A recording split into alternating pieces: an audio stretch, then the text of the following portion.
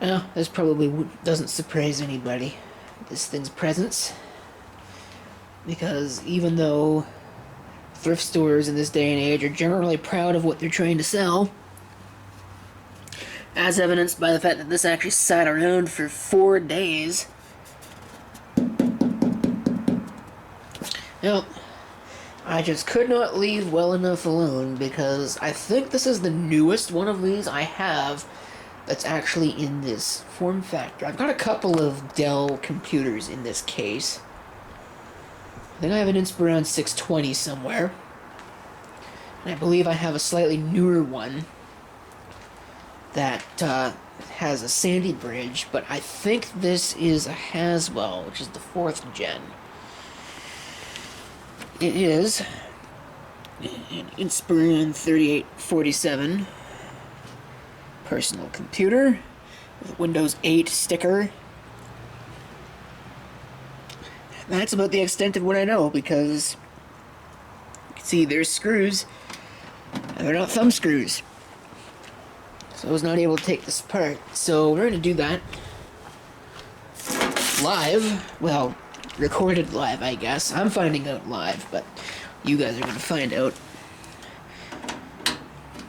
after I have. I'll take a look at this and see what we have here. I'm not expecting much.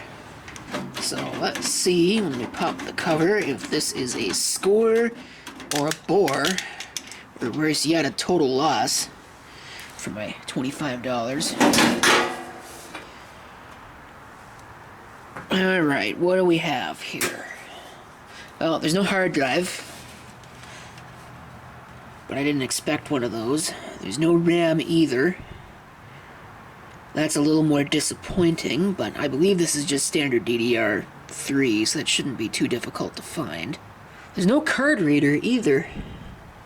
Or is there?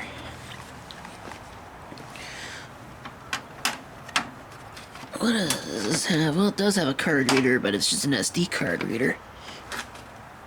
Is the optical drive here? Oh, yeah, it is. That is a... looks like a DVD burner. And a CD burner. Nothing in the lower bay. There almost never is on these things. So... oh, they took the SATA cable too. Well, that might put the brakes on my doing a whole lot with this, because I don't know if I have any SATA cables just laying around. Are these fans any good? Okay, rear case fan's good. The CPU fan is good. This power supply is what? Other than made in China. Maximum continuous total DC output power will not exceed 300 watts. And on the 5 volt and 3.3 volt is 90 watts. 12 volt rails are 216. That doesn't add up to 300 watts. So, I don't know. A lot of these power supplies, I've heard of these things blowing up rather violently sometimes, so who knows what's actually going on with this. At least they left me the drive rails.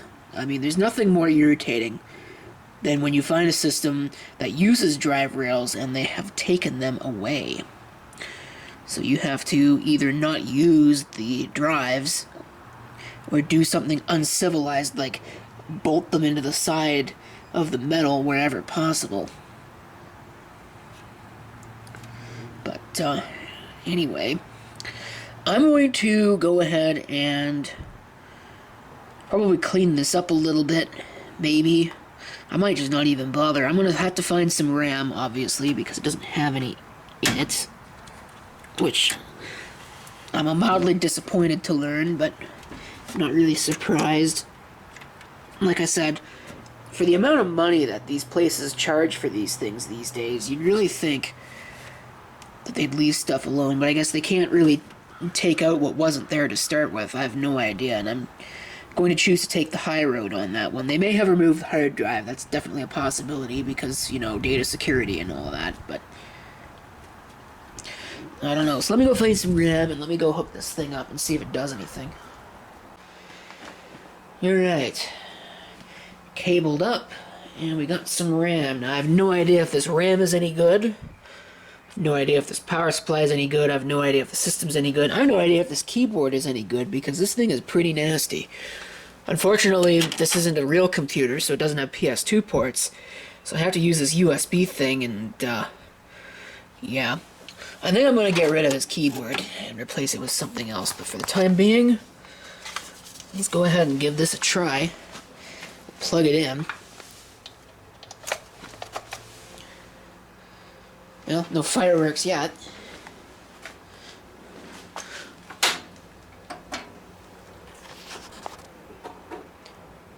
Oh.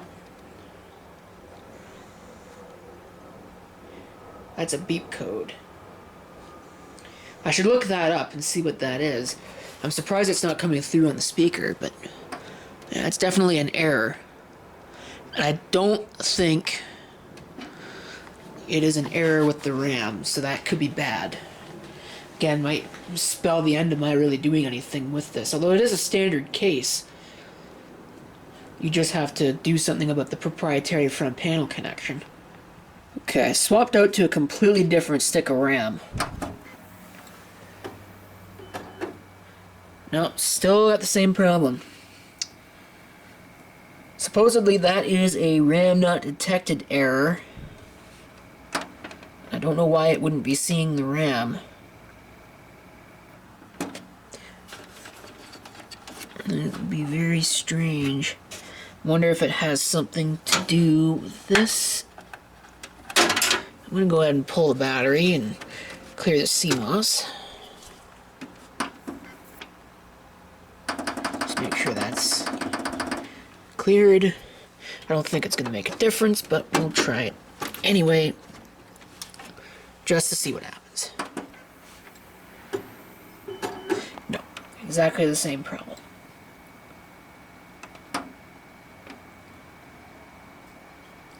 So I think this is a waste of everyone's time. Well, I was just about to give up, but I finally found a combination that works. Unfortunately, the only stick in my entire collection of DDR3 that I have, the only one that works, is a 2 gig module. So this thing is effectively almost useless for any kind of practical purposes, because 2 gigs is just not enough anymore. Even for Linux, even for a lightweight Linux, most of those require 4 gigs now. It's an i3-4170. You know, I ought to see what the thermal design power on that chip is. I think it's 84 watts. Maybe it'd be better than the i5-2300 that I'm using right now as my firewall. Probably. I can't imagine it's hard to be much better than that. Sorry, hard to be as bad as that. That's what I mean. I tried changing the power supply, this featherweight piece of crap. That, believe it or not, I've actually had people want to buy that thing, but nobody actually has come and picked it up and closed the sale. Not that I can blame them, no one should buy that crap. But, yeah. So, I'm going to clear all this up, put the original power supply back, because there's obviously nothing wrong with it. Right, original power supply, and I also have a hard drive now, because I did manage to find a cable.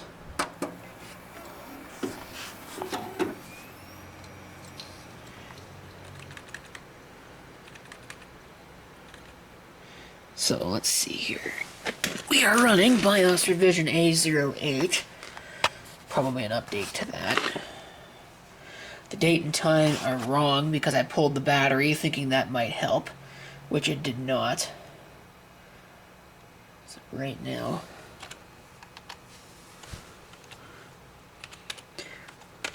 we'll set the time to being vaguely sane.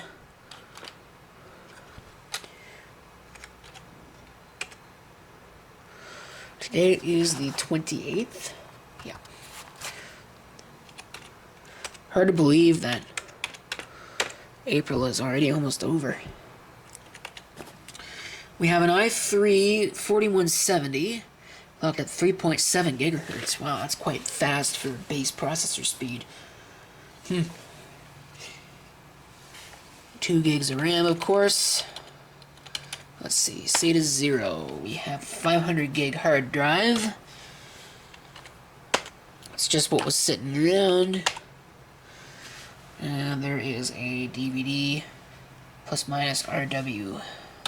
Not a Blu-ray drive, but who cares? Oh, no, I do want to set this up. Make sure everything in here is okay. So far, it looks like it. That's fine. Onboard devices. Audio is enabled. SATA's in HCI. Multi-display. I don't care about that. We'll enable the boot ROM. Boot mode legacy. Yeah, it's fine. Power options. AC recovery. Usually I set that to last state. Security, don't really care about any of that. You don't really get very many options in this BIOS, even though it is just a standard Aptio setup utility. Which I still think is weird to see on a Dell, but that's how they set it up. See if there's anything on that hard drive. Nope. At least, nothing bootable.